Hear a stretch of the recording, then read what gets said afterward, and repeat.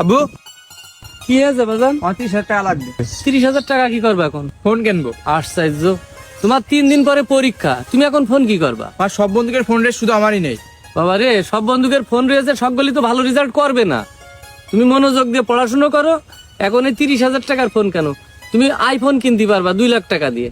কিন্তু তুমি যদি এখন এই 30,000 টাকার ফোন কেনো অন্য বন্ধুর দেখা দেখি, তাহলে তো তোমার হচ্ছে পড়াশোনা নষ্ট হবে। আর পড়াশোনা নষ্ট হলে পরে বাবা বাটন ফোনও চালাতে পারবা না। আচ্ছা শোনো, সব বন্ধু যদি পরে ভ্যান চালিয়ে বেড়ায়, পরে মাঠে কাজ করে বেড়ায়, তুমি কি তাই করে বেড়াবা? না, তাহলে সব বন্ধু কি করলে ওইটা দেখার দরকার নেই বাবা। মূল কথা হচ্ছে যখন যে কাজটা করবা, গন্তব্য লক্ষ্য রেখে মনোযোগী হয়ে ওই কাজ করবা, ওখানে সফল হবা। আর যদি ওখানে সফল হও, তাহলে দেখবা যে সব কিছু তোমার কাছে সহজ হয়ে গিয়েছে। এখন কোন বন্ধু এখন ফোন চালাচ্ছে তাই দেখে যদি তুমি ফোন চালাও, তাহলে পরে যে তো তোমার আর দেখাচ্ছে বাটন ফোনও থাকবে না।